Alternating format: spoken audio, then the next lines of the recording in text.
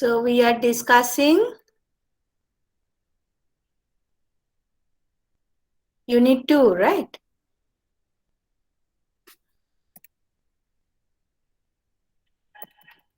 Just a minute. Let me open it first.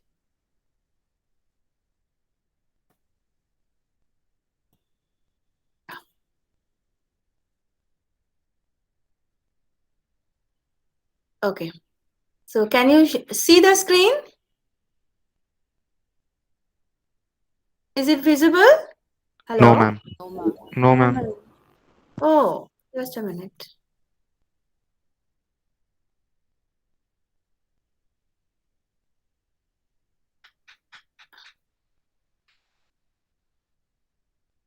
Is it better? Yes, Now ma'am. can you? Yes, ma'am. Yes, ma'am. Okay.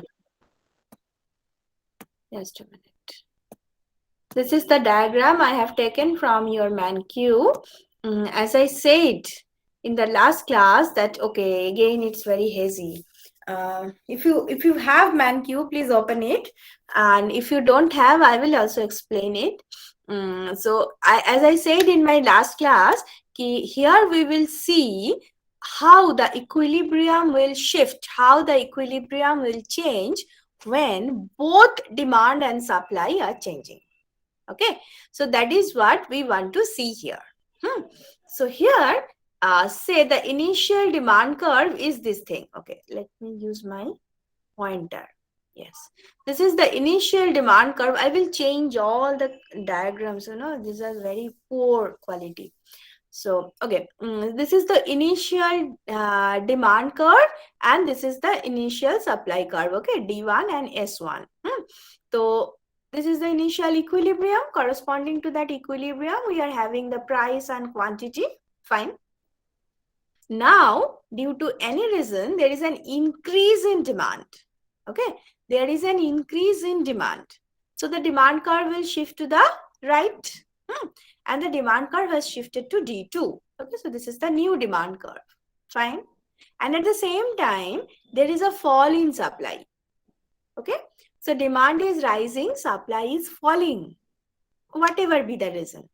Now, as supply is falling, our supply curve is shifted from S1 to S2. So this is the new supply curve. Fine.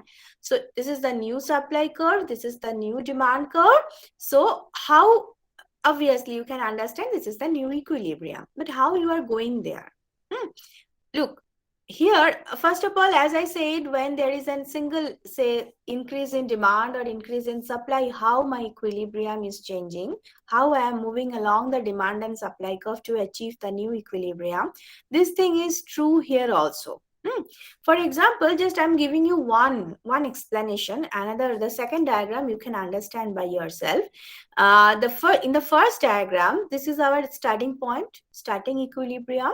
From there, if the demand is rising, so given the equilibrium price, there is an excess demand, right? Look at the pointer. This is the amount of excess demand given the initial equilibrium price.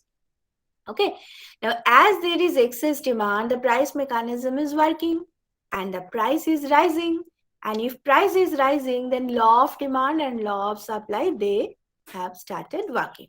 Okay. So now the demand is falling along the demand curve.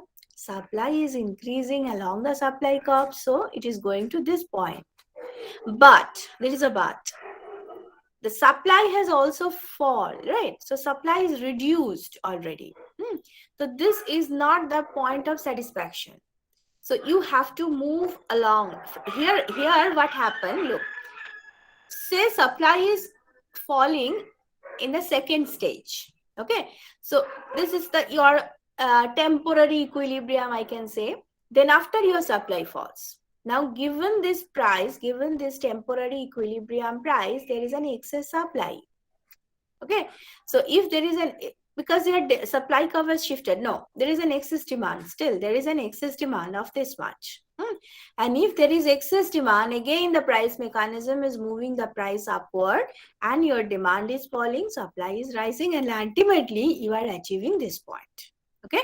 So this is how you are moving from one equilibrium to another. I think you may have some problem. If you have, Please ask. There are actually two steps. The first thing is here, and the second thing is here.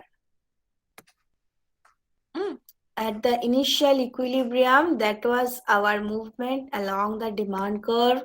That was our movement along the supply curve. And ultimately, we achieved this point of intersection. But this is not the final point because supply has reduced.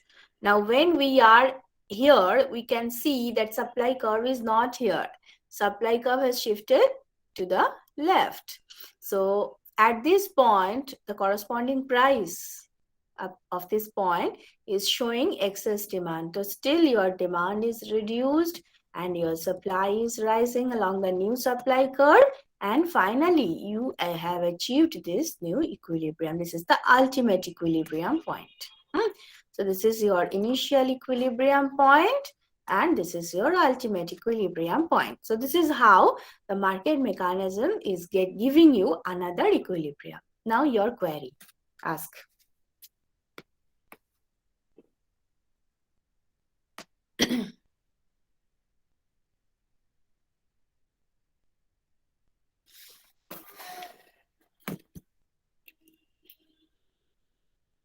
Look at the diagram. Try to understand it, and your doubt, please ask.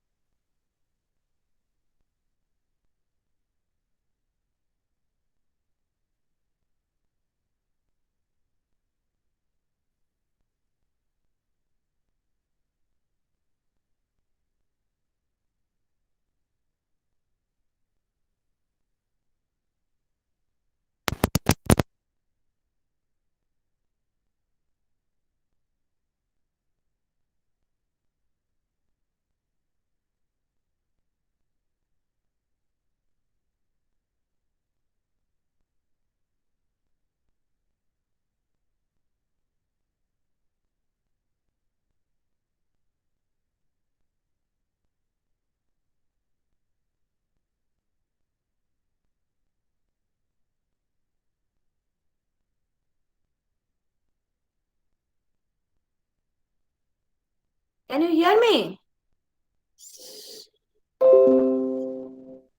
Hello, can you hear me? Yes, ma'am. Yes, ma'am. Okay, fine.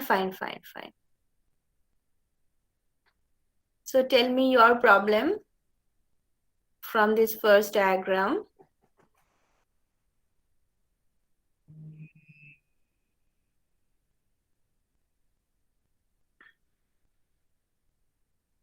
Is it clear? Now look here, one point I have to explain that if you compare the initial equilibrium with the last equilibrium, the prices and the price and the quantity, you can see with respect to the new equilibrium, with respect to the initial equilibrium, at the new equilibrium, price and quantity both have both rise. Okay, so both are more than before. Price has increased, quantity has increased. This is one thing. But I hope all of you have your own copy near to you. So just open it and draw another diagram. The same thing. There is an increase in demand and reduction in supply. This is the same. But the increase in demand is less than fall in supply. That means this gap is lesser than this gap. The demand gap is lesser than supply gap. Here the demand gap is more than the supply gap. But draw another diagram where demand gap is less than supply gap. But the directions are same as this. Draw it and tell me the difference. Is the question clear?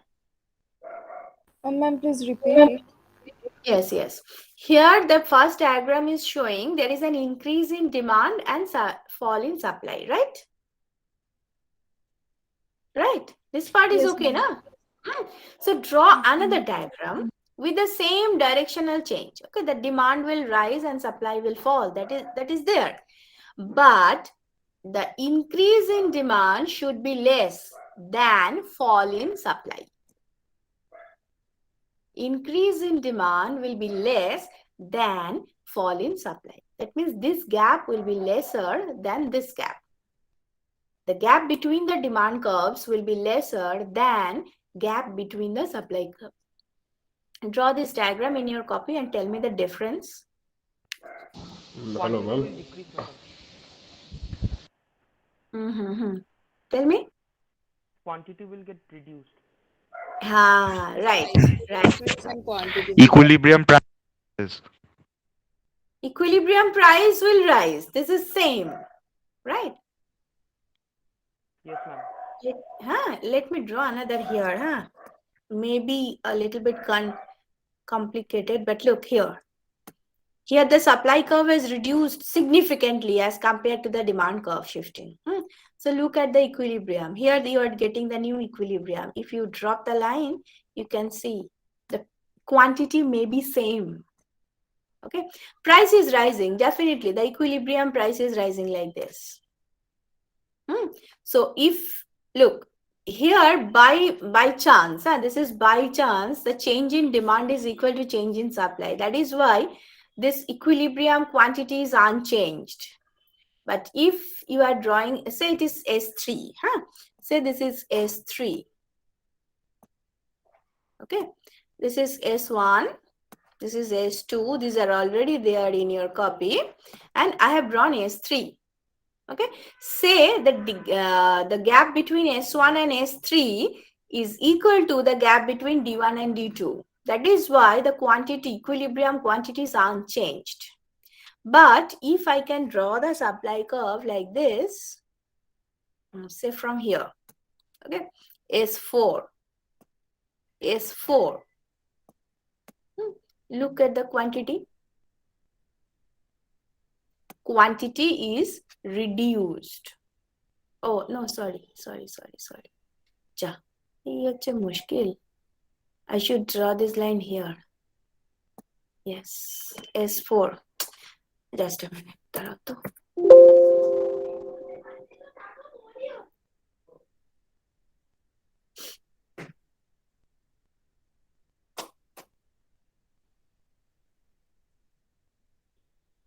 Say this is my S3. Say this is my S3. Fine. This is S1. This is S2. And this is my S3. Okay. Now look at the equilibrium quantity. It is lesser than before. The initial equilibrium quantity is this, and my new equilibrium quantity is this. So the quantity is reduced. Equilibrium quantity falls. But if by chance, but not by chance, if the change in demand is equal to change in supply, say like this. Say this is S4. If this is S4 and I drop the line from the new equilibrium, look, it is just coming one after another. So there is unchanged quantity. Equilibrium quantity is unchanged. But for any of these cases, the price is rising. Look, if you compare S1 with S2, the equilibrium price is rising. If you compare S1 with S3, the equilibrium price is rising because this is your P1, right? And if you compare S1 with S4, then equilibrium price is rising. So we are very much certain about the price. Whatever be the change between the demand and supply, if the demand is rising and supply is falling, then definitely equilibrium price will rise. But we are not certain about the equilibrium quantity. Is that diagram clear? Yes, ma'am. Yes, ma'am. Okay. So look, this is the uncertainty. So if the question is like that, draw the diagram, or rather explain the equilibrium when demand is rising and supply is falling with a diagram, or just explain. Explain the situation when demand is rising and supply is falling. So the full marks is 6. In that case, you have to draw 3 diagrams. Okay. The first diagram, look, S1 is common.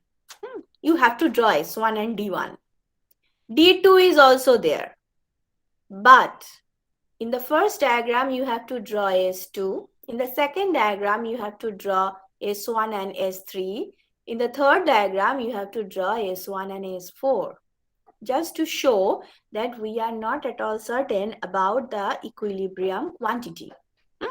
And what will be the conclusion? That if demand is rising and supply is falling, equilibrium price will definitely rise.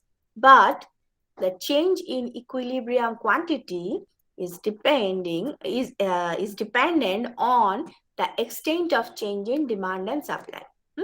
If demand is changing more than change in supply, then equilibrium quantity will rise, whatever is shown in your copy, in your book. If change in supply is more than change in demand, then equilibrium quantity will fall, like S3. If change in demand is equal to change in supply, then equilibrium quantity will be like constant, like S4. Okay, so that will be your conclusion. Is there any query? No, ma'am. You have to draw, remember, you have to draw 3 diagrams. One for S2, another for S3, another for S4. But for all the diagrams, S1 must be there. S1, S2, S1, S3, S1, S4. D1, D2s are always there. Okay, so this is the, the thing is very simple, but lengthy. Definitely, you have to draw 3 diagrams. It's not, I cannot say it's very short answer. It's a lengthy answer, but you have to. And when you will draw 3, as you may be irritated that, okay, so many diagrams I have to draw to get 6 marks. So with that irritation, don't forget to mention what you are measuring on the horizontal and vertical axis. Okay, this is must. What you are measuring on the horizontal and what you are measuring on the vertical axis, that you have to mention. You may draw 30 diagrams. But for each of the diagrams, you must mention that. 50% marks will be deducted only because of this silly mistake. So don't do that. Fine?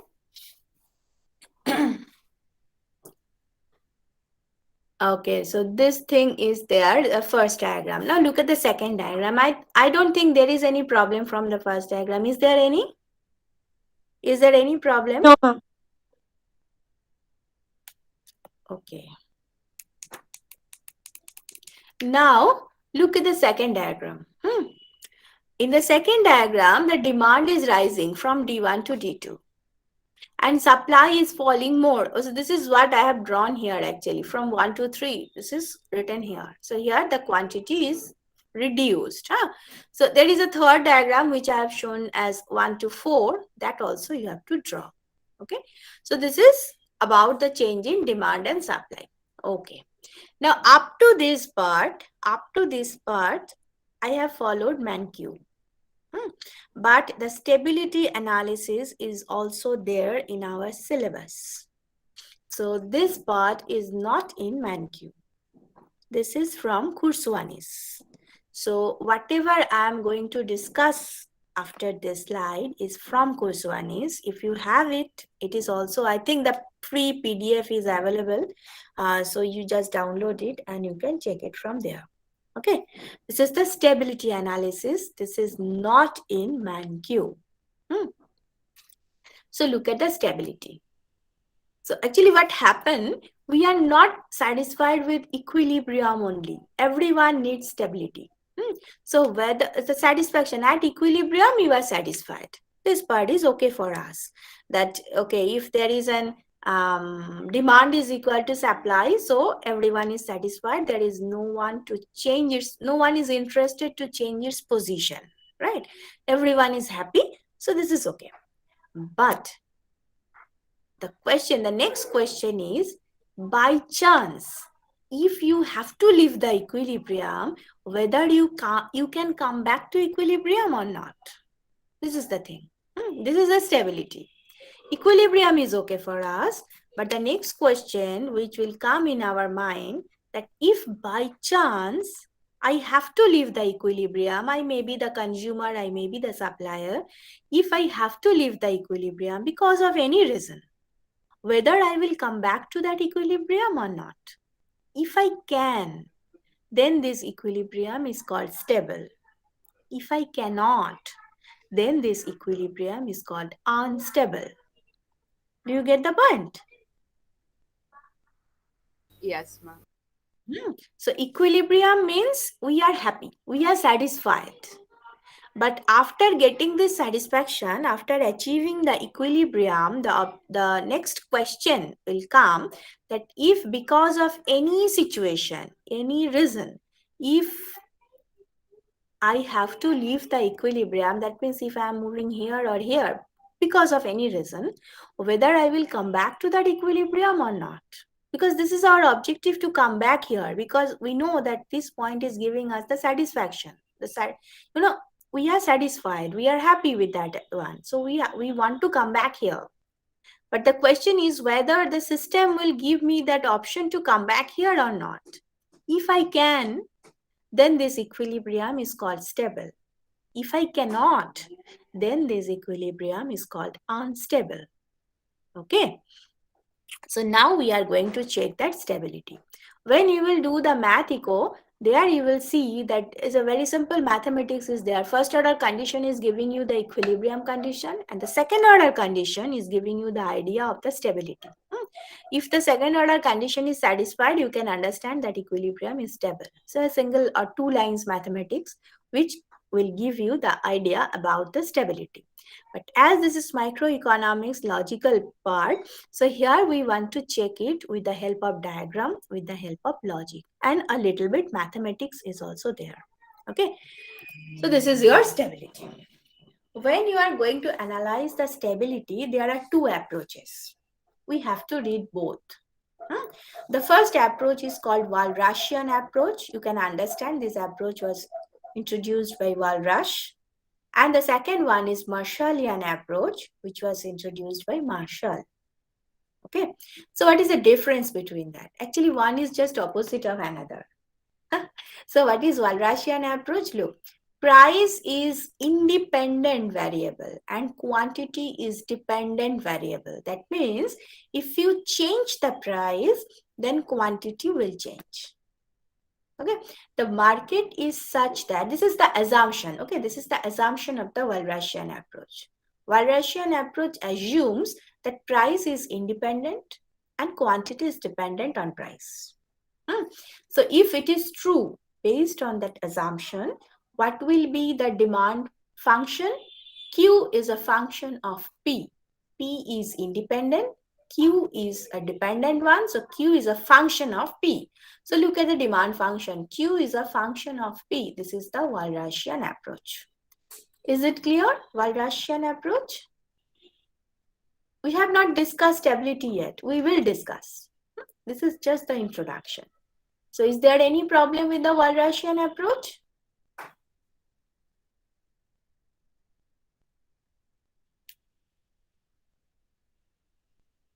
Hello? No, ma'am. If you are not giving me the answer, I was thinking I am not audible. The second one is the Marshallian approach. So Marshallian approach is just opposite, as I said. According to Marshall, quantity is independent. So if quantity is changing, then price will change. So here, the Marshallian, according to Marshallian approach, the demand function is P is a function of Q. Okay, so one is just opposite of another, but don't worry. The single diagram, the same diagram, with the help of same diagram, you can explain both. Okay, with the same demand supply diagram, you can explain both the approach. It is not needed to draw a separate diagram. Okay, so up to this point, is it okay? This is just the approach. Now look, this approach can give you one answer. When we are drawing the demand curve, we are measuring quantity on the horizontal axis and price on the vertical axis, right? Can you remember this thing? Any diagram, take any diagram. Where it is. Okay, don't forget. Yes, look at this. Price is on the horizontal axis, vertical axis, and quantity is on the horizontal axis, right? And what we say that if price is P1, then quantity is, if price is P1, then quantity is Q1. If price is P2, then quantity is changed to Q2, is like that. So when we are saying this, can you tell me which thing I assume basically? Price is dependent variable or price is independent variable? Price is Ma'am, independent. price is dependent. No, no. Ma'am, price What Independent. is is Independent, ma'am. Price is exactly? independent. Ma'am, Yes, that quantity is what is I say dependent. now. If price is P1, then quantity is Q1. If price is P1, then my demand is Q1. If price is P2, then my quantity is changed to Q2. That means my quantity is influenced by the price, right? So price is changing first, then comes quantity. So here price is independent and quantity is dependent. So quantity is a function of price. Okay. So which approach I am following here? Walras or Marshall? Walrasian. Walras approach, right. So I am following the Walras approach. According to Walras approach, price is independent. So if you follow Marshall, there may be a confusion that why, ma'am, that independent variable. Actually, look, here also you may have some confusion. Some people are asking, in some semesters, I got that question. That, ma'am, why you are measuring independent variable on the vertical axis? When you will draw Yes, the ma'am. diagram, generally we are measuring independent variable on the horizontal axis. Okay, it will change and corresponding to that change, we will check what will happen on the vertical axis. So generally we are measuring dependent variable on the vertical axis, but here just opposite. Why? Because look, there is no such fallacy, nothing is there. This is based on the Marshallian approach. Okay, according to that approach, quantity is independent variable, right? According to Marshallian approach, quantity is independent variable. So that is why I am measuring quantity on the horizontal axis. This is my answer. So according to Marshallian approach, I have drawn this diagram. But I explain it with the help of Walrasian approach. Look, there may be a confusion. Let me go back there. Yes. Oh, I'm very sorry. I'm very sorry. While we are measuring, I should draw the line here. Just a minute. I should not make any confusion at the beginning, but I did it.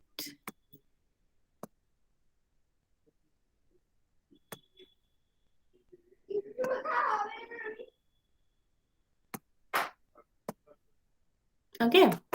So here, quantity is considered as the independent variable and price is considered as the dependent variable. So this is according to Walrasian approach. This diagram is drawn according to Walrasian approach. Is that clear? Yes, ma'am. Yes, ma'am. Look at this, then you can understand. Q is here, Q is assumed to keep watching. Yes, ma'am. It's the opposite. I'm very sorry. I'm nijai confused, though I'm making you confused. Here we are measuring quantity on the horizontal axis. Generally, we are measuring independent variable. Forget whatever I said initially. Just now listen carefully. Generally, we are measuring quantity. Here we are measuring quantity on the horizontal axis. Generally, we are measuring independent variable on the horizontal axis. So according to this diagram, quantity is independent variable, right? Yes, ma'am. So Marshallian approach is saying quantity as the independent variable. and price is dependent variable. So based on the Marshallian approach, this demand curve has drawn. Is that okay? Based Yes, on ma'am. Marshallian approach, we have drawn this demand curve. But when we are explaining the demand curve, when we are explaining the law of demand, there we are saying that if price is changing, then quantity is changed.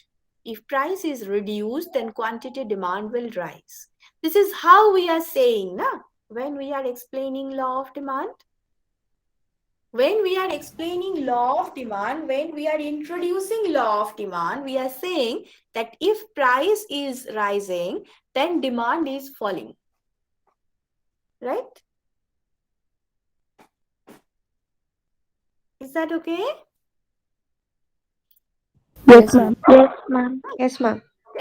I'm not interested to go back because that will make another confusion. Fine. So when we are saying that, that means when we are explaining the same diagram I am using to explain the law of demand, there I said that price is independent and quantity is dependent variable. So I have drawn this diagram based on the Marshallian approach, and I'm explaining this diagram with the help of Walrasian approach.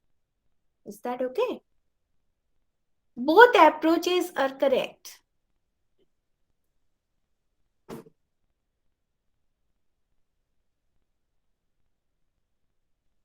When I am explaining the position, when in the diagram also I said when the price is P1, quantity demanded is Q1. When the price is reduced to P2, the quantity demanded is increased to Q2. So where I said as if price is independent variable and quantity is dependent on price.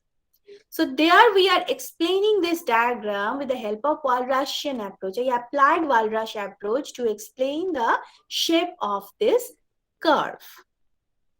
Okay, do you get that? Yes, ma'am.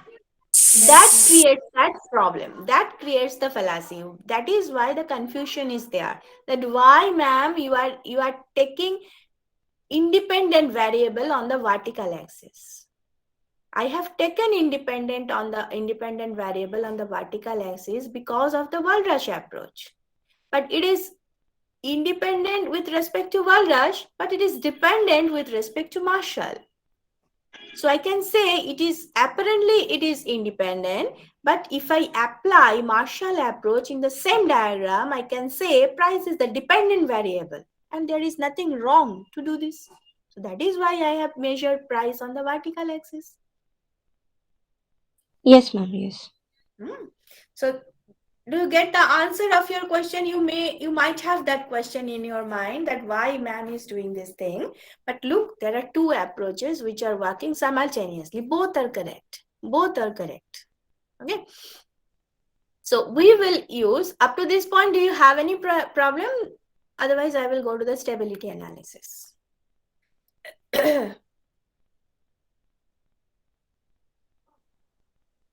No, ma'am. Okay, take your time, think of it. This is the first paradox I introduced. So many paradoxes are there in economics. So this is the first paradox I introduced to you. So think about it. Not the first, this is the second one. Anyway, think about it. Make yourself clear. Tell me, then I will go to the next one.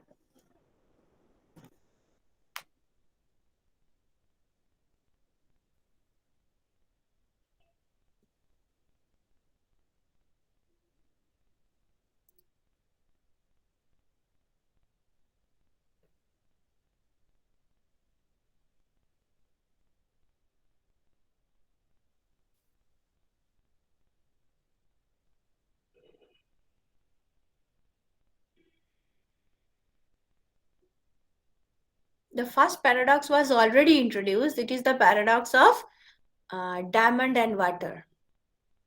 So that is why I said this is the second thing. Apparently, there is a confusion. So that is wrong. But in reality, there is nothing wrong behind this diagram.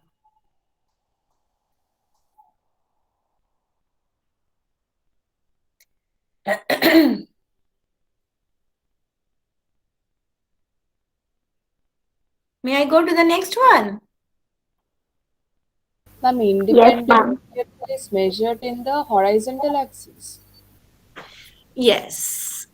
Generally, we are measuring independent variable along the horizontal axis.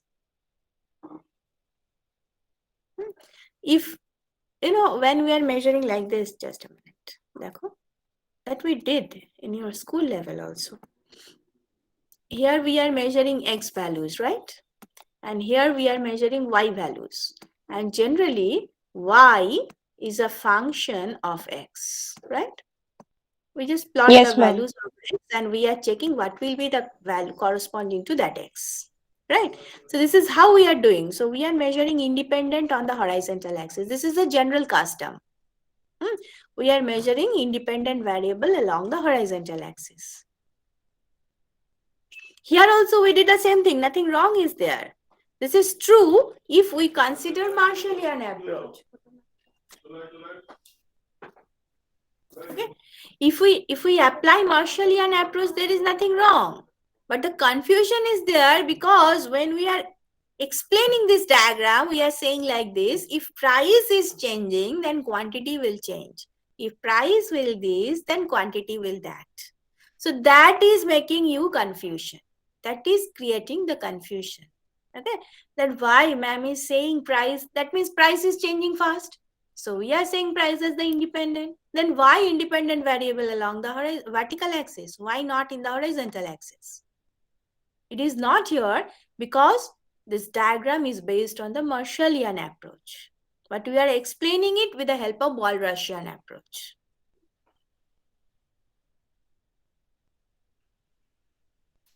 Okay, ma'am. Clear. Okay. Acha.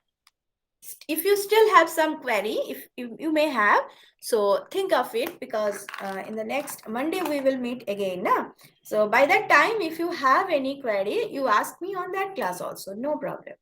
As this is very new to us, even those who had economics at their school level, they didn't have that stability analysis before, I think so.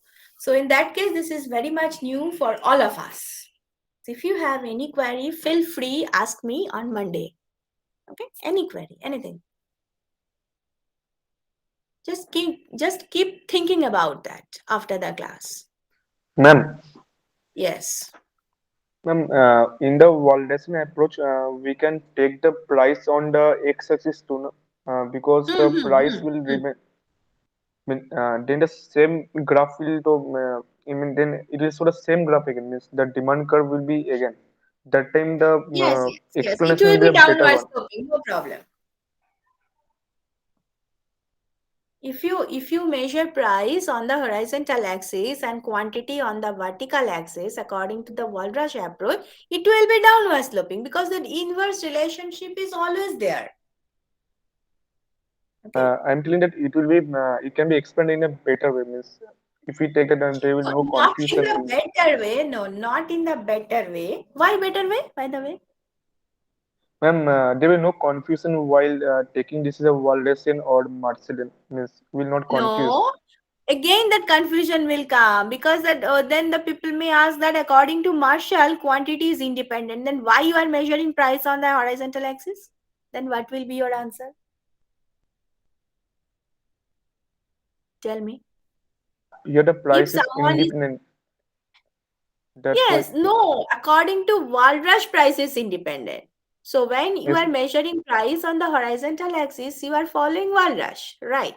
But if I'm coming to you and telling that, okay, look, according to Marshall, quantity is independent, then why you are measuring price along the horizontal axis? So you have to give the answer in the same way as I'm giving you now.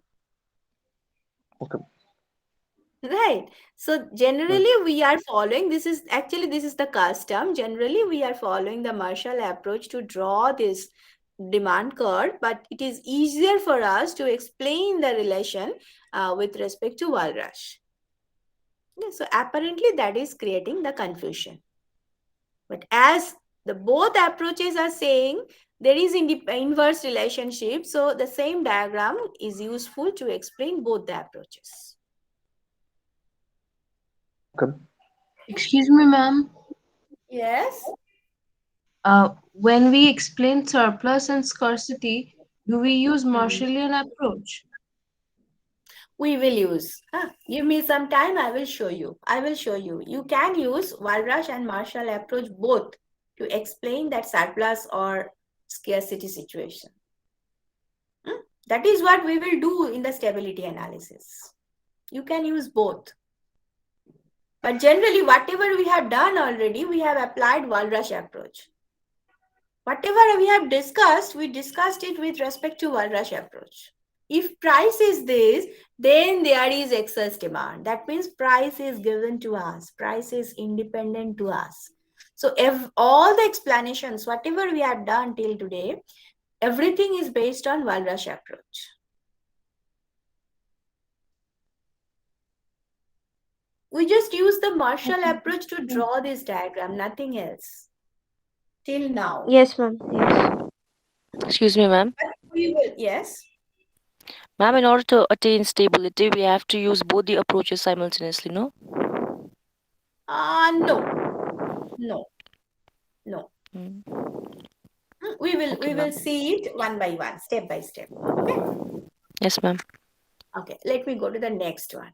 Some questions are coming from the stability now. So let me go to the next one.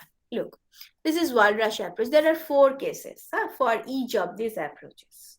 So first, just concentrate on the Walras approach, case 1. Walras approach, case 1. Look at the diagram. As I said, the quantity demanded, there is another quantity supplied, which is not here, but QD for quantity demanded, comma, QS quantity supplied. Okay, so quantity is measured along the horizontal axis, very simple. Price along the vertical axis, demand curve, supply curve, done. E is the equilibrium, all of you know that. Say the price is P1. So, you know, at the price P1, this is the case of excess supply. Look at my pointer, you can see the extent of excess supply. Okay, so this is the amount of excess supply. Price mechanism is working, and price mechanism is trying to clear that excess supply by reducing the price, and the price is moving from P1 towards P star, and the market clears. So if price is moving from P1 to P star, that excess supply problem will be over and you can get E again. Okay, so if your starting point is P1, you can come to P star. Okay. Similarly, if your starting point is P2, that is with excess demand, then price mechanism is working. Because of excess demand, the price mechanism will increase the price. The price is going to P star, and the disequilibrium problem will be over and you will get the equilibrium again. So what is the conclusion from case 1? That you may start from anywhere other than equilibrium, but the price mechanism will help you to come back to equilibrium. So what will be the ultimate conclusion? E is the stable equilibrium. Okay. If you can come back to equilibrium through price mechanism, then you can consider that equilibrium as a stable one. So here it is stable. From this disequilibrium, you can come to E. From this disequilibrium, you can go to E. So E is the stable equilibrium. Do you get the thing? Yes, ma'am. Yes, ma'am. Let me go to case 2. Then you can compare case 1 and case 2 and it will be better to understand case 1. Okay, so go to case 2. Look, this is case 2. Here there are 2 diagrams. Quantity on the horizontal axis, price on the vertical axis for both. Look, in case 2, there is violation of law of demand.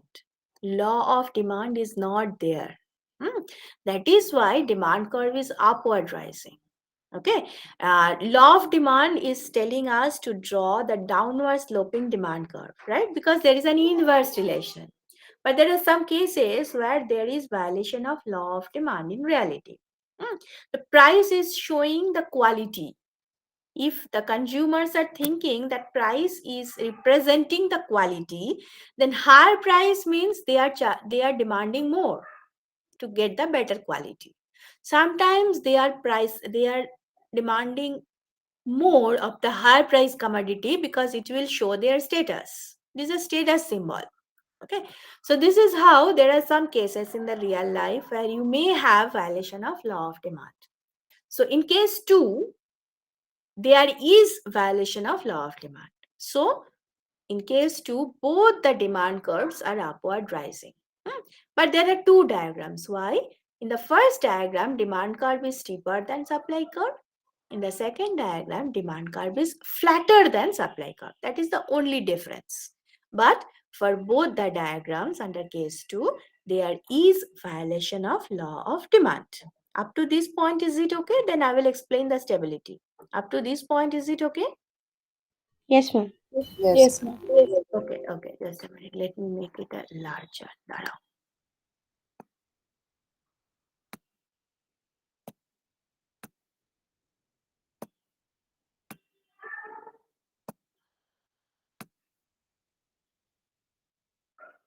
Okay. Now look. Here, let me use the pen. Ma'am, Yes? hello, ma'am. Yes? Am I Yes? audible? Yes? Hello, ma'am. I have joined a little late today since there was a massive power cut in my locality, so I wasn't able to give my attendance.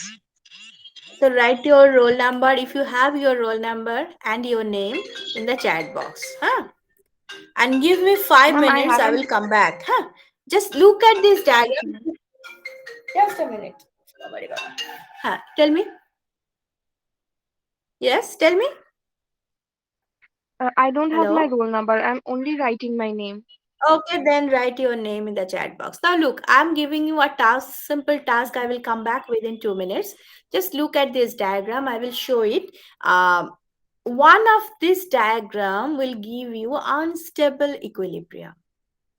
Apply the concept of price mechanism and try to find it out. This is your task. I will definitely find, but within that, just try it. I am coming. Okay, give me just 2 minutes. Okay, I will show it. Ma'am, can you repeat the question?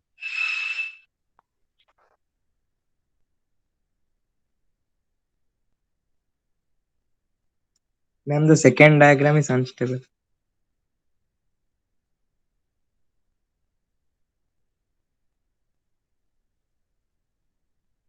What was the question? Can anyone tell? Out of the 2 diagrams, which one is unstable? Okay, thanks. Welcome.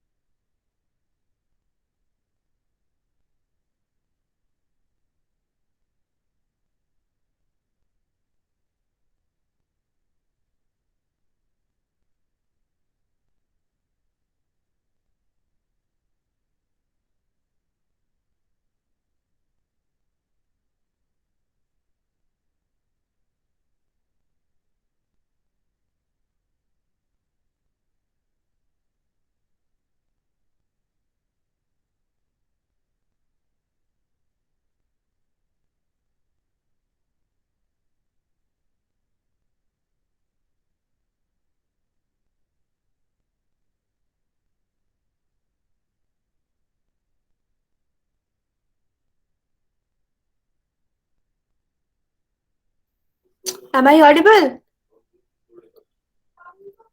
Yes, ma'am. Hello. Okay. Yes, ma'am. Okay, fine. Now check it.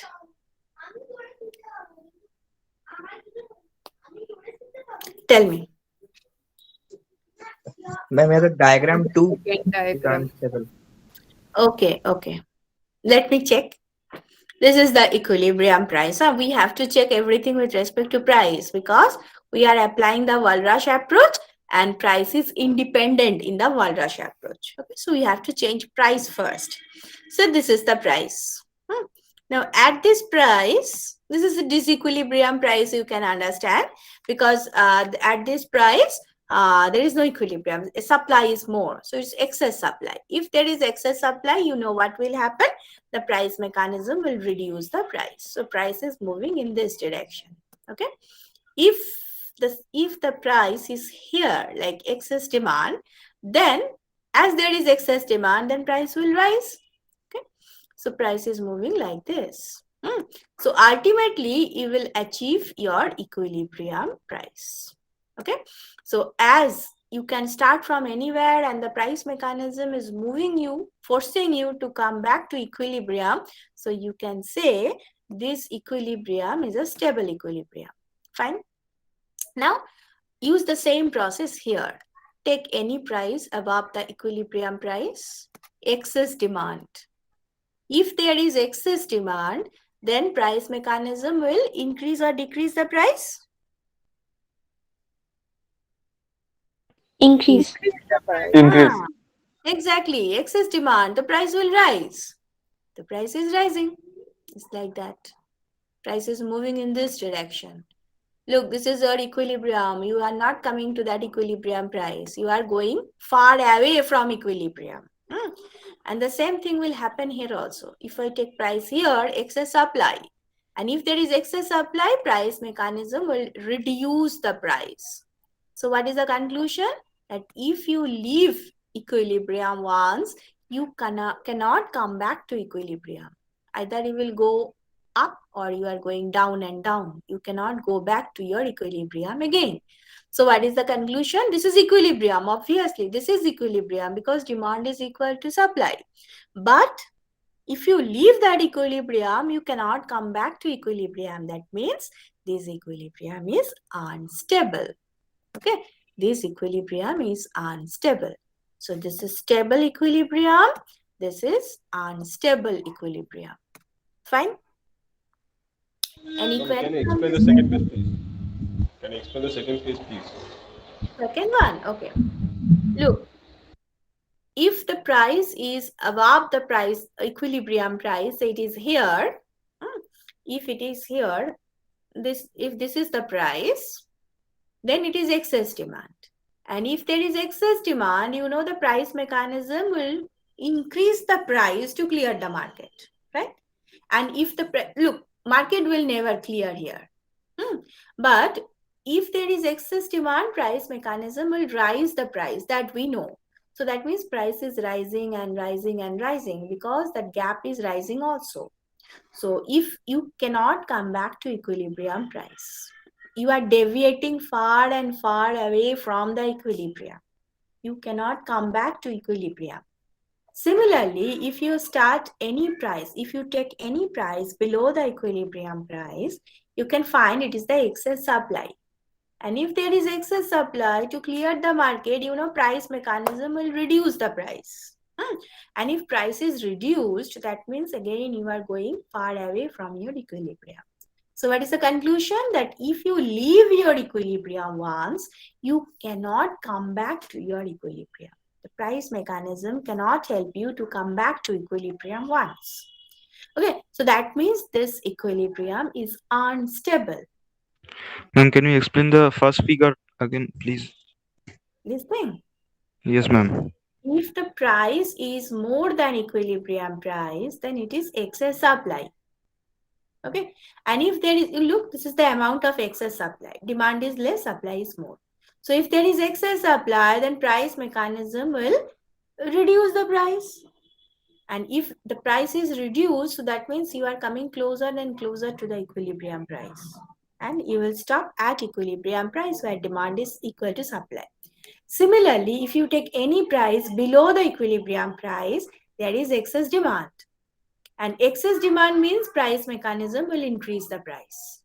So if price is rising, again you are going to the equilibrium price. So what is the conclusion? You can leave your equilibrium, you can go here and here, but the price mechanism will force you to come back to the equilibrium. That means this equilibrium is a stable equilibrium. Okay.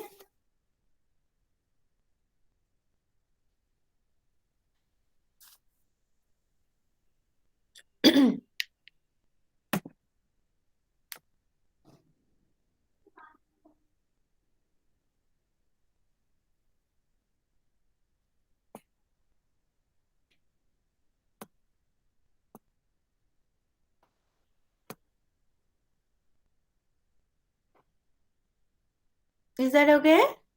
Any query? Yes, ma'am. Do you have any question? No, ma'am. Okay, No, fine. ma'am. Okay. So let me go to case 2. Case 3, sorry. Case 3. So this is case 3. Again, I have to enlarge it. Just a minute. Same type of things are there here. The violation of law of supply. Okay. Violation of law of supply. That means supply curve is downward sloping. In the first diagram, the supply curve is steeper than the demand curve. In the second diagram, supply curve is flatter than the demand curve, that much. But in both the diagrams, so there is violation of law of supply. Okay. Now look, which one is stable? Tell me.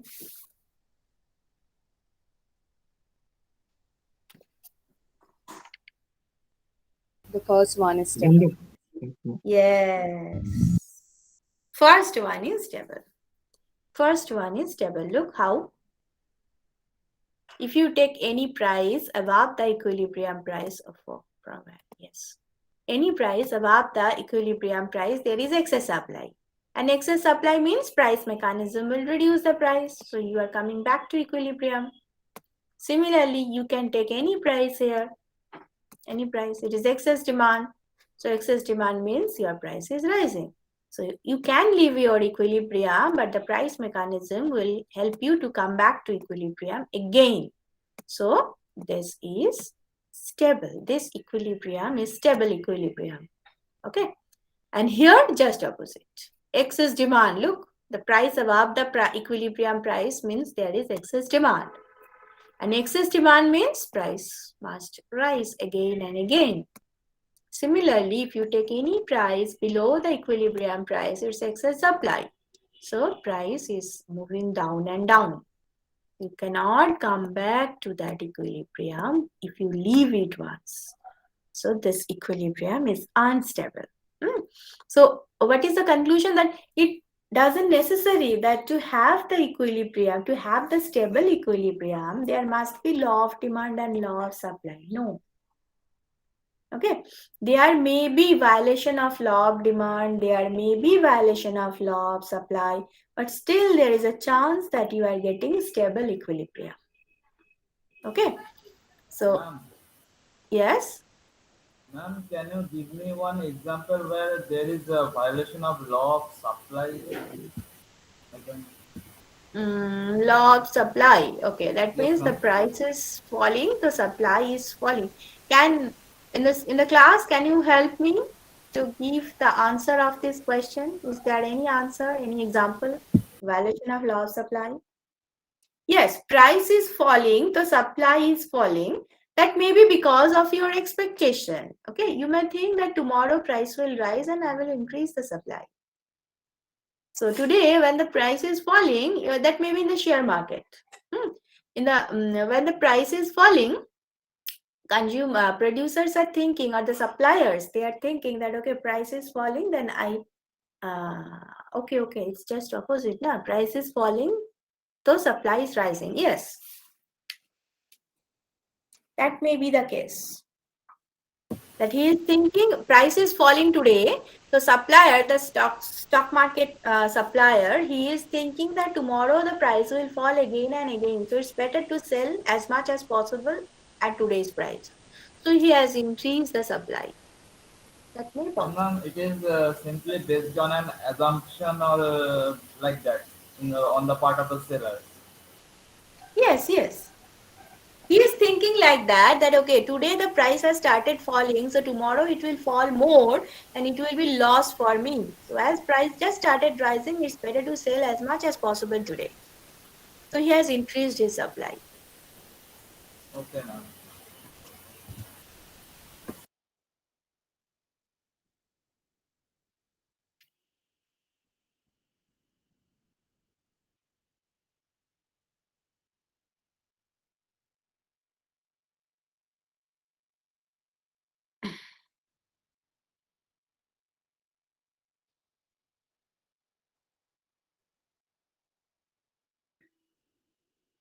Any doubt from this slide? No, ma'am. No, ma'am. Okay. Okay, now go to the extreme case, case 4. Law of demand is violated, law of supply is violated, both. Violation of both laws. Now tell me whether there is equilibrium. Look, still you have equilibrium. Intersection means equilibrium. Fine. Intersection between demand curve and supply curve means you have equilibrium. So here also you have equilibrium. But tell me whether this equilibrium is stable or not. Not stable. Ma'am, this No, one is ma'am, not unstable. stable. Ma'am, Not unstable. Absolutely Unstable. unstable. Absolutely no issue. It's absolutely unstable. Because if there is any price greater, where is the pen? Yes. Any price greater than equilibrium price, it is excess demand, the price starts rising. If there is any price less than equilibrium price, there is excess supply, the price is falling. So what is the conclusion? If both laws are violated, then the equilibrium is unstable, sure. Okay, we are sure about the unstable equilibrium. But if any of the laws are violated, any of these laws is violated, either law of demand or law of supply is violated, there is a chance that the equilibrium will be stable. Okay? Instability option is always there, is there, but stability is also possible. But if both laws are violated, we are sure about the unstable equilibrium. There is no chance. Okay, so Walrasian clear? Yes, ma'am. Yes, ma'am. Any Yes, doubt ma'am. from the 4 cases? Case 1, case 2, case 3, case 4.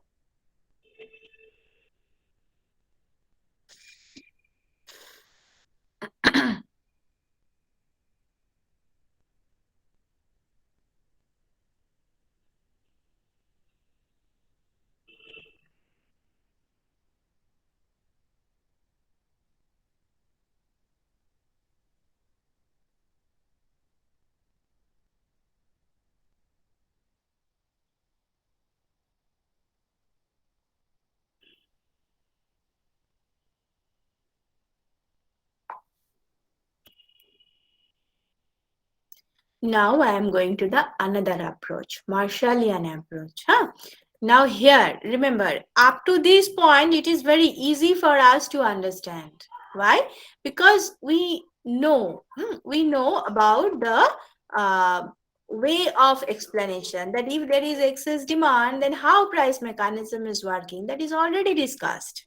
Okay, so it's very easy to apply this concept here to understand the stability and instability situation. But in case of Marshall, the dependency has changed. So here you have to understand a little bit more, that much. Look, case 1. Okay, look at case 1. There is law of demand, there is law of supply, no violation is there. Very simple diagram. This is the demand curve, this is the supply curve. Okay, equilibrium is there. Now we have to check whether this equilibrium is stable or not with respect to Marshallian approach. Fine. For that, we have to take Q1. Remember, here quantity is independent variable. So we have to explain, we have to analyze with respect to quantity, not with respect to price. Now look at quantity Q1. At Q1, try to understand. If you are facing problem, please ask. At Q1, this is the demand price and this is the supply price. Look, at Q1, this is the demand price and this is the supply price. That means consumers, what is demand price? Consumers are thinking that if I want to consume Q1, then I have to pay this price. And producers are thinking that if I want to sell Q1, then I will get this price. Is that okay? Okay, let me explain it again. What is demand price and what is supply price? This is something new. When what consumers are thinking, they are also thinking with respect to Marshall, like Marshall. He is thinking with the help of Marshallian approach. So he is thinking that if I want to consume Q1, then I have to pay P. And they say this is P1. Okay. If I want to consume Q1, then I have to pay this much. Is that okay? Yes, ma'am. And the sellers, they are thinking that if I want to sell Q1, then I will get this price. This is their way of thinking. May not be true, maybe right, whatever it is. This is the way they are thinking. Okay, that if I want to purchase Q1, then I have to pay this price. And the seller is thinking, if I will sell Q1, then I will get this price. This is according to their demand and supply curves. Okay. They are thinking, they are taking decision, they are moving along their curves. So along the curves, they are in this position with respect to price. Any query up to this point? No, ma'am. No, No, ma'am.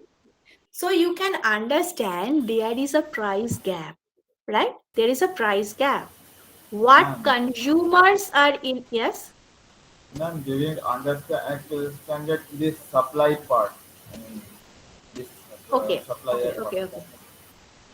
So suppliers are thinking that if I want to sell Q1, then I will get this price. Look at this pointer. The suppliers are thinking I will get this price. And why he is thinking about that? Because he is moving along his supply curve. The supply curve is giving him the information that if you want to sell Q1, then you will get this price. Is that okay? Okay, ma'am. So there is a gap between the price which consumers are interested to pay with the price producers are expecting. Is that okay? There is a gap. This is the price consumers are interested to pay. They are eager to pay this price because they know if I want to consume Q1, then I have to pay this. But producer's price is here. This is producer's expectation. So consumer's willingness is here. Producer's expectation is here. Is that okay? Consumer's willingness is here. Producer's expectation is here. Yes, ma'am. Is that okay? Yes, ma'am. Everyone? Yes, ma'am. Yes, ma'am. Okay. So there is a gap. There is a gap. Fine. So as there is a gap, now again that price mechanism is working.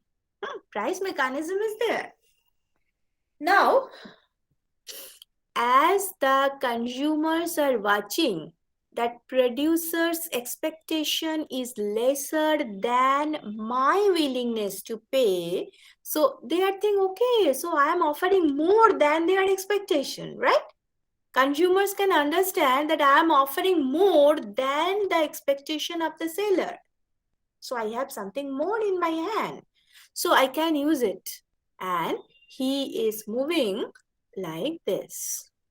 He is moving like this because he can understand that he is offering more than the expected price of the producers. Is that okay? Yes, ma'am. So he has increased the demand. So he has increased his demand and price is reduced accordingly. Okay. On the other hand, producers are watching that what I am expecting, consumers are giving far more than that. Okay, so I can get more if I can sell more. So it's better for me to increase the quantity in the market. So he is rising his quantity sold along the supply curve. And as he is increasing the quantity, so the price is rising. Okay, so look, everyone is changing his quantity decision. Consumers are demanding more quantity. Producers are selling more quantity based on the initial price difference. Is it okay? Yes, ma'am. Okay. So as there is a price gap, consumers are watching that producers are interested to have lesser than their offering. So they are very happy and they have increased their demand along their demand curve. So Q1 is rising from consumers. Producers are watching that whatever they are expecting, consumers are offering more than that. So they are also happy and they are thinking, okay, if I can sell more, then I will earn more. So it's better to increase quantity in the market. So he is also increasing his supply along the supply curve. So with respect to the supplier also, Q1 is rising. Up to this point, is that clear? Yes, ma'am. So ultimately, they will meet at this intersection point. The demand is equal to supply. Okay, so they are coming to equilibrium. Now you can start from Q2. This is from one side. So what we are watching, that Q1 is going to Q star. The market system is moving Q1 towards Q star. So from this side, it is stable. Q star equilibrium, that equilibrium corresponding to Q star is stable. Okay. Similarly, you can start from here. Q2, you can start from other side, Q2. Here, the supply price is greater. Look, the supply price is greater than demand price. Okay. So, the expectation from the producer is higher than consumer is offering. So consumers are watching, okay, whatever I am offering, producers are not interested to sell at this price. So it's better to reduce the price, reduce the quantity so demanded. Okay. So he will reduce the quantity demanded along the demand curve, because he is watching that whatever price he is offering, producers are not interested to sell at that price. They are interested to have far more than that. Similarly, producers are also discouraged to sell. They are watching whatever I am expecting, consumers will not pay. So it's better to reduce supply from the market. So they are reducing their quantity. So they are moving like this and ultimately they are coming back to equilibrium. Okay. So what is the conclusion? That equilibrium is a stable equilibrium. You can start from left side, you can start from right side of the equilibrium, but the market will force you to come back to that equilibrium again. So according to Marshallian approach, this diagram is a stable equilibrium. Is that clear? Yes, ma'am. Yes, ma'am. Yes, ma'am. Okay. Now look at case 2. Now look, here one difference you have to understand, that I have explained everything with respect to quantity. Say quantity is Q1, say quantity is Q2, then what happened with the price and how The consumer and producers are changing their quantity demanded and quantity supplied. Price is not changing here. Accordingly, price will change. But final ultimate decision, the first decision is with respect to quantity, because quantity is independent variable here. Now look at this and tell me which one is stable, which one is unstable. Again, the same story. Just a minute. To borrow code.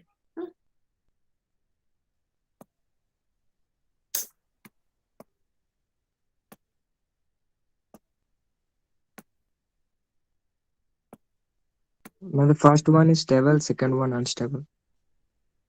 Okay. Do you agree with him? First one is stable. This is stable. Second one unstable. This is the case. Here the demand is more than supply. So consumers are offering more than producers are expecting. So consumers are happy, so they will increase their demand like this. Producers are watching that consumers are offering more, so they will increase the supply. Is that equilibrium stable? What do you think? No, ma'am. Equilibrium is unstable. Oh, ma'am, This is sorry, I unstable. found it one machine. Okay. This is unstable. This is unstable equilibrium. The same diagram, if you just confuse with it in the Walrus, the same diagram in case of Yes, no, Walrus I just was confused it with one last time. Okay.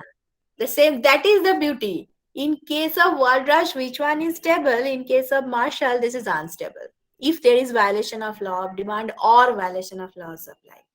So this is unstable. Okay. This is unstable. What about this? You can understand. If you are a rational individual, you can understand. The supply, the expected price is more than the offer price. So producers are discouraged to supply, they will reduce the supply. Consumers are also discouraged to demand, so they will reduce the demand, and ultimately they will come back to equilibrium. So here the equilibrium is a stable.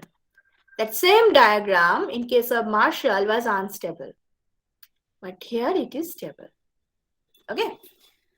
So if there is any violation of law of demand or law of supply, then the diagram which shows stable Marshall equilibrium is definitely unstable with respect to Walrus approach. Same thing for case 3. Check it. This is your task, absolutely your task. I will not draw a single line here. I'm sure to borrow code that much. Just a minute, wait. I'm just making it a little bit bigger to have a clear view.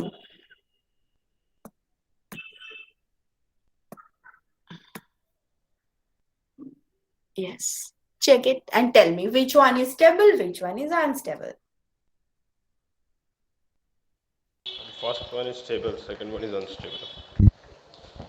First one Yes, is ma'am. First one is Yes, ma'am. First one is stable. Yes, ma'am. Second one is unstable. Acha, first one is stable. Supply, yes. First one is stable and the second one is unstable. This is stable and this is unstable. If you check in case of Walrus, that was stable and it was unstable. But anyway, just opposite now you can understand. Now, case 2, case 3 is clear, just opposite of Walrus. What about case 4? Violation of law of demand and law of supply. Tell me whether this equilibrium is stable or not. Ma'am, stable. Is it stable? Unstable. And this is unstable. Yes. unstable. And this is Marshall. So if there is violation of both laws, then it is unstable irrespective of the approach. It is unstable with respect to Walrus. It is unstable even with respect to Marshall. There is no doubt about that. If both laws are violated, then the equilibrium for sure unstable. If there is law of demand and law of supply, both are there, then the equilibrium is stable. That is our case 1 for both the approaches. But if one of these laws is violated, then the diagram which shows stability with respect to Walras is definitely unstable with respect to Marshall. Okay, so that is the difference between the Walras and Marshall. Ma'am, can you show the case 2, please? This Yes, one? ma'am.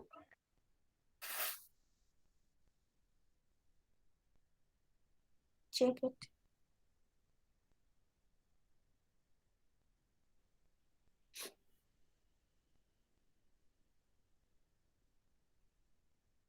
Yes, ma'am. Thank you. Oh, okay.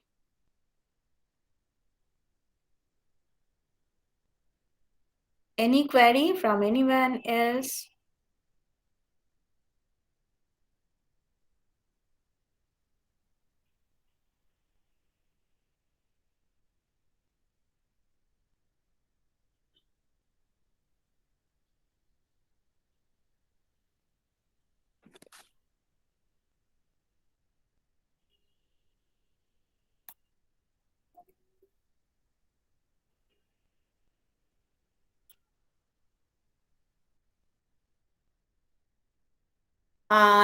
Today, I'm not going to discuss anything more because unit 2 discussion part is over.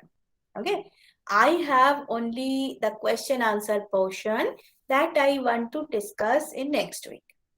So that by that time you will learn, you will read, you will understand what is what, and then in the next class we will discuss the questions. Okay. Other than elasticity, it's over. Remember, other than elasticity, it's over. Elasticity portion is still there. Actually, unit 2 is apparently very easy, but a lengthy unit. Elasticity portions are there, but again, hopefully we will cover it up. So any question up to this point? These questions, I'm not sure whether these things, actually I have so many books, reference book. So from there I have copied something so that you can practice.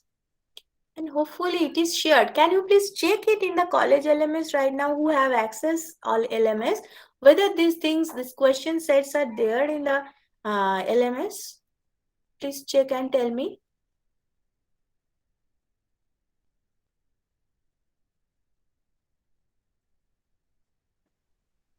Ma'am?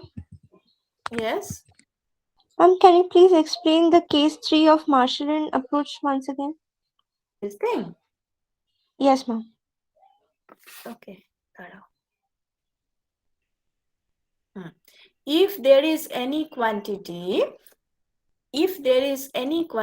lesser than equilibrium quantity like this, then the expected price is higher and the offer price is this. Okay. So this is the price, this is the demand price and this is the supply price. The supply price is greater than demand price. So producers are watching that whatever I am asking, consumers are not interested to pay that much. Yes, no. Look. You are right. In that case, he will reduce quantity. Yes, he will reduce quantity. And about yes, the ma'am, consumer, this one is unstable. very good. Yes, Yes, ma'am. this is unstable. This is unstable, right? This is unstable. And the consumers are also discouraged to demand because they are watching producers are asking higher price. So they will also reduce their demand. So this is the unstable. Yes, this is unstable. Thank you. This is unstable. And this thing, and those who said me the wrong one, please correct yourself. This is stable. Okay. But I first Okay, ma'am ma'am. said that first one is unstable, ma'am. Yes, this is unstable and this is stable. But some of you said no, I don't know the name. But Yes, some of you ma'am. said So ma'am, I am just confused.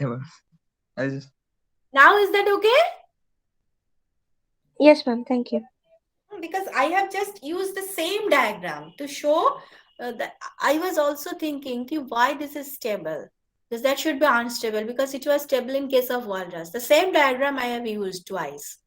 So this is stable for walrus, so this is unstable for Marshall. Yes. Ma'am, can you repeat the case 2? This thing. Okay. Just a minute. Take any quantity lesser than equilibrium quantity like this. So consumers are, this is the demand price and this is the supply price. So the same thing, suppliers are thinking, suppliers are asking more than consumers are offering. So suppliers are discouraged, so they have reduced their supply. Consumers are also discouraged because they are offering lesser than what is expected by the producer. So they have reduced their, so this is unstable. এটা কি উল্টো বলা হয়েছিল? না Yes, ma'am. no ma'am, Absolutely. No, ma'am. unstable ই বলেছিলেন। হ্যাঁ তো ঠিক আছে, so unstable and this is stable.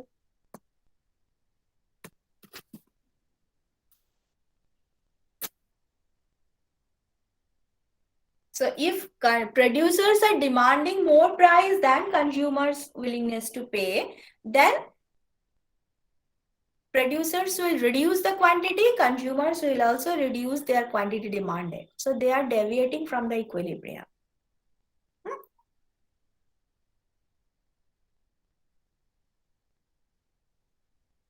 Any confusion? And have you checked it? Is there any question uploaded in LMS? Please check and tell me. Is there any question set uploaded in college LMS?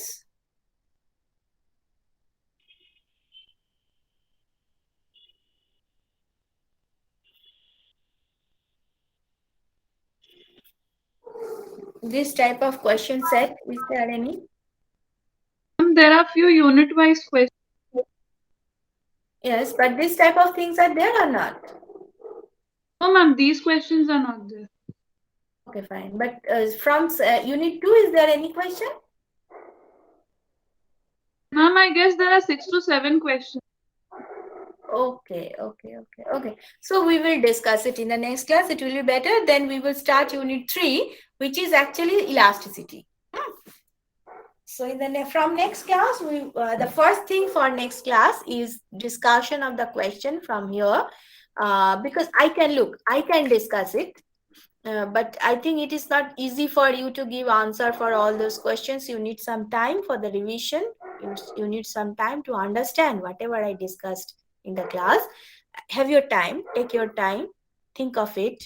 And then can you upload the questions in the group at least? No, if I will upload, then I will upload in LMS. Okay, ma'am. Because it will be there. In the next semester, students, they will get the access of it easily. I will definitely, in that case, I will definitely upload this in LMS. Fine. Ma'am, can you please repeat the name of the book from where we can study that? Which one is? Please don't ask me to write the name because I cannot. Definitely, there will be spelling mistake. The name is Khurshwanis. The name will start with K. Khurshwanis.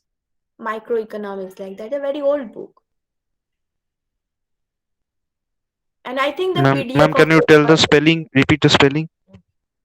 I don't know the spelling. Just a minute. Give me some time.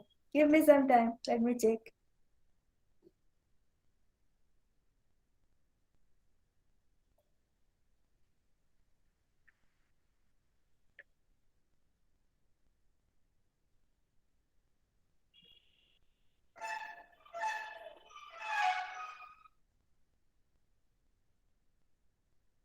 I think the name is there in the syllabus. Please check it from there.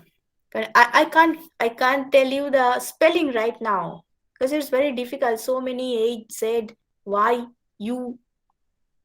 Right now I can't remember. Sorry, but it is there in your syllabus book. So get the name from there. Microeconomics by Kurswanis.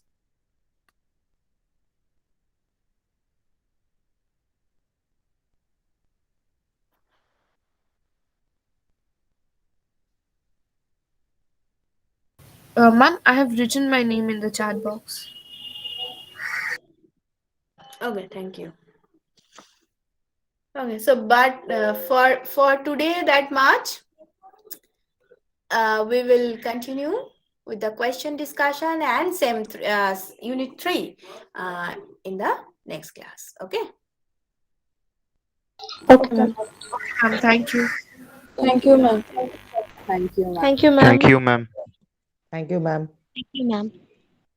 Thank you, ma'am. Thank you.